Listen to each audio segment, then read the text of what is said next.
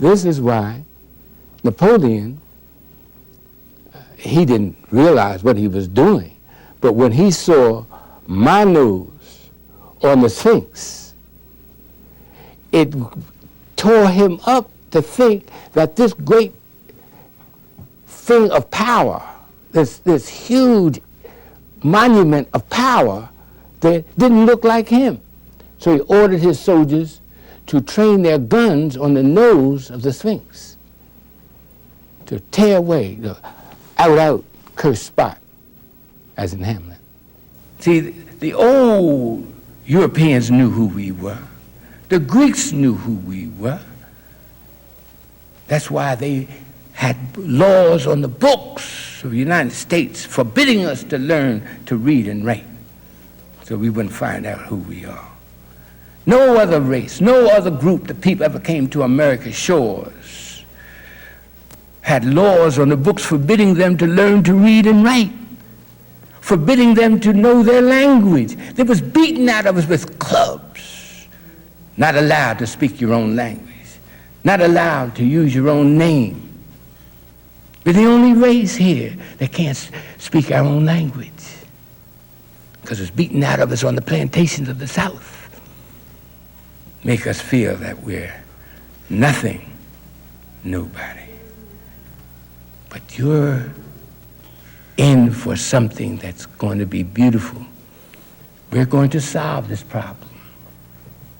We're going to neutralize the poison that comes out of the television by having our own films showing the beauty and the grandeur and sophistication of the Songhai Empire. The most powerful impact on the attitude is that which is the impact on your subconscious subliminally. You know, they outlawed subliminal advertising because it's so powerful. Subliminal means below the threshold of consciousness. You're not even conscious that this is happening to you. Take Color Purple. What big subliminal impact was in Color Purple? Well, because it's subliminal, out of a group of 500, nobody noticed it. What did Steven Spielberg do? And I don't think he did it I think he did it consciously. Look at the color of the men. Look at the color.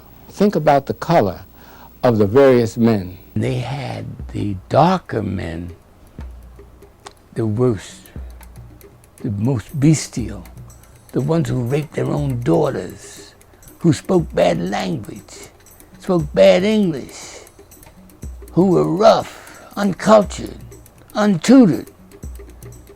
Now, the light-skinned man, who was Suge's boyfriend, he was light-skinned and he was very affable and very kind and very tutored. He was very nice and he greeted the ladies so wonderfully, and he was the epitome of a gentleman. Now, most people didn't notice the difference in color, but the subconscious did. Their subconscious noticed it and absorbed it, and not only absorbed it, but reinforced the negativity of black and the positiveness of light skin. Nobody alive today is responsible for that. So don't blame that on any white folks who are alive today. They're brainwashed too. White folks who are making the decisions in the school systems, who are making the decisions at television stations are brainwashed. They really believe that we came from a jungle. So they're not doing it deliberately because they're brainwashed back between 1805 and 1850. So that one drop of that blood contaminates a white man. If those of you who saw Queen, remember what this girl looked like a white girl said to Queen. She said, one drop is too much. And that's because They made that blood contaminated in the school books, in the motion pictures, in television. Since the problem is the programmed loathing and hatred of our African genesis, then the solution is the reprogramming of African genesis, the reprogramming of the beauty and grandeur and sophistication of our African background, the reprogramming of the great cities of the Western Sudan that led the world in science and humaneness, the reprogramming of our fathers and mothers who gave to the world the light of humanity in the 14th, the 15th, the 16th, the 17th centuries. And we can do that through, and only through, drama, because drama evokes the emotion that is necessary to penetrate, as a sword, the subconscious. We just like you to control the impulse to fight one another. It was put in there on the plantation. That's how the man could control 500 brothers who could snap him across their knee, by putting them against each other. That's why we kill each other, because we still have that plantation hatred, saying that we're less than good. And we're saying to you, just a little while longer, we're going to clear the air and neutralize the poison that's coming out of television and radio and motion pictures and those sexually explicit songs you hear on Power 99 and those other stations.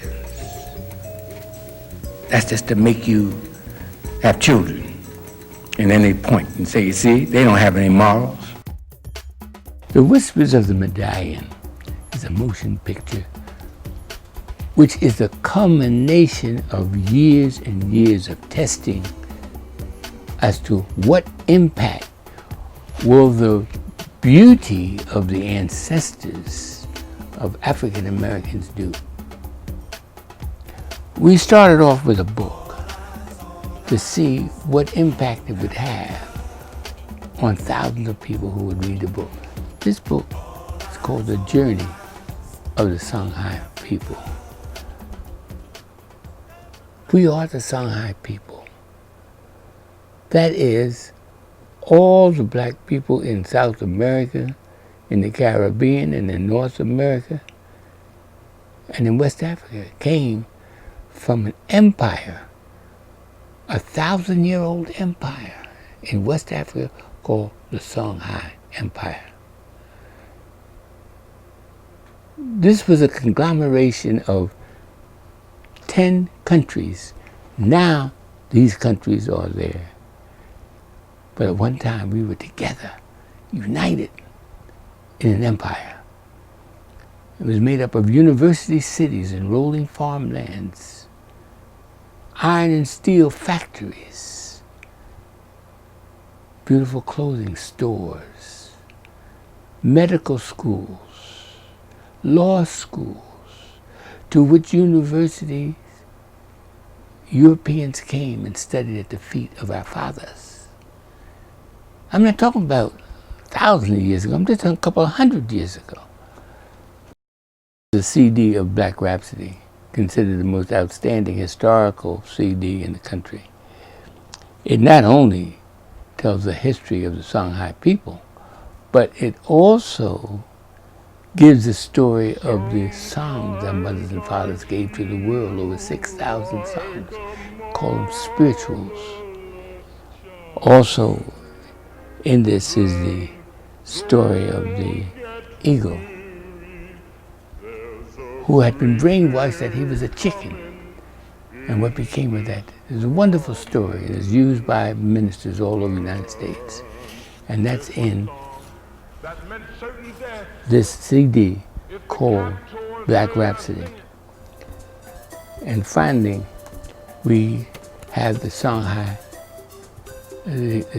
Princes DVD. And this was a prelude for us to making sure that what they could see would change behavior. The Whispers of the Medallion motion picture will expose millions to the wondrous beauty, grandeur, and sophistication of our ancestors. The love and honor of our Songhai ancient Egyptian ancestry will envelop them. Gone will be the present uncontrollable urge to kill and maim each other. Gone will be the uncontrollable urge to patronize others' business and none of our own.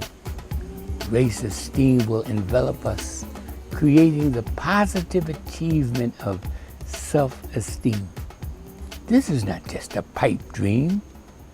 For over half a century, we have tested this science of honoring the ancestors of our ancestral land. Thousands of our people have been exposed to the wondrous world-class literacy and science of our Songhai ancient Egyptian ancestors. The love and honor of our people enveloped them, and the self-hostility vanished. The thousands of school youths' marks miraculously rose, and their behavior became exemplary. This first picture, Whispers of the Medallion, is a fascinating love story, drenched in splendor and absolutely breathtaking, showing our homeland in deeply moving drama and excitement.